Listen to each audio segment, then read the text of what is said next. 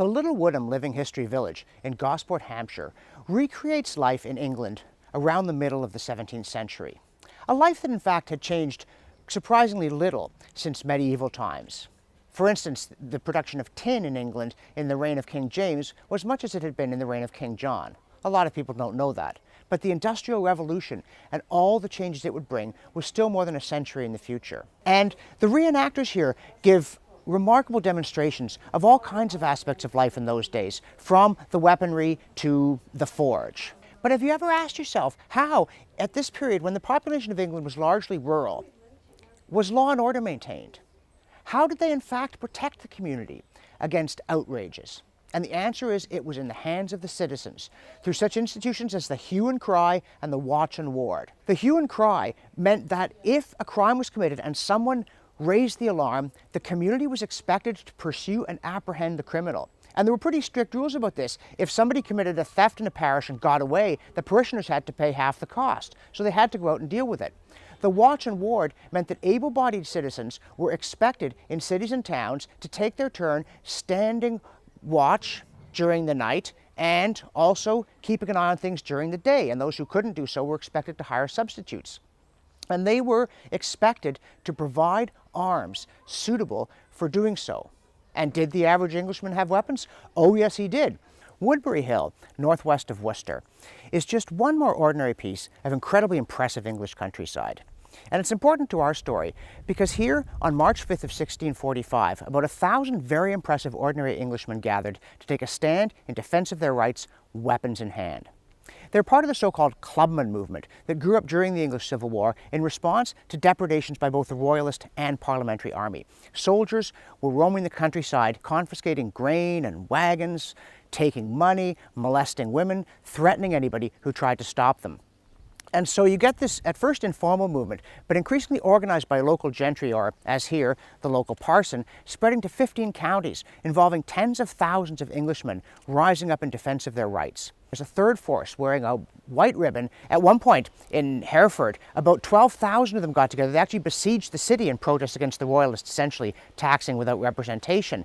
And some of them had horses. It was the whole community in arms, rich and poor. They were called the clubmen because many of them had nothing more to fight with than a club or a scythe. But it's estimated that perhaps a third of them did have firearms. Gun ownership was very widespread in 17th century England. And it's revealing, for instance, that the group that gathered here were royalist. Around Worcester, this is definitely royalist territory, had been since the time of Magna Carta and before. So they professed their allegiance to the king, but they sent their declaration to the High Sheriff of Worcester, talking about they're facing utter ruin from the taking of possessions, from the molesting of our wives and daughters, from threats to the security of our person. In short, saying, we're loyal to you, but if you don't respect our rights, we will fight you to the death. And this is an important aspect of what it means to have an armed citizenry. It's partly about the defense of hearth and home against thieves. It's partly about answering the call when tyranny threatens the nation. But it's also about the ability and determination of the community to get together to defend themselves when danger menaces from every direction, from anarchy, from criminals, from foreign invasion, from domestic tyranny, from some unpleasant combination of them all. So yes, the inhabitants of villages like this would have been ready to fight, both against crime and if called upon in service of their country. And that's another important part of our story, because it was actually in the 17th century when the Stuart kings start trying to take away the right of Englishmen to maintain the army themselves as a militia, to create a standing army answerable to the crown, to establish an effective monopoly on gunpowder. And this arouses the opposition of the citizens immediately and permanently. And it's a very important check on state power. For instance, Charles I is trying to wage war against the Scots using a militia army that doesn't sympathize with his cause, and they won't fight. He therefore needs money. He has to summon Parliament again. So self-government through the parliamentary institution is intimately linked to the fact that Englishmen have the right to bear arms and keep their government on a short leash using it. After the Civil War, with the Restoration, Charles II again tries to establish a standing army, and there are papers, anonymous ones, in the records of his government laying out a kind of blueprint for establishing absolutism in England. And one of the critical points they make is that the government must secure a monopoly of weapons.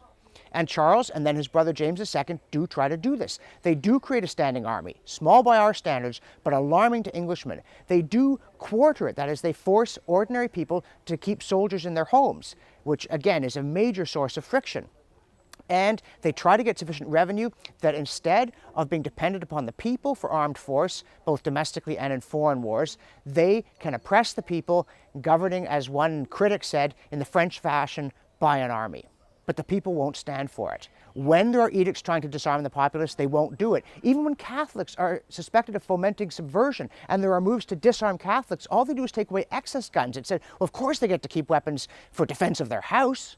And then when the alarm passes, the confiscated arms are returned to them.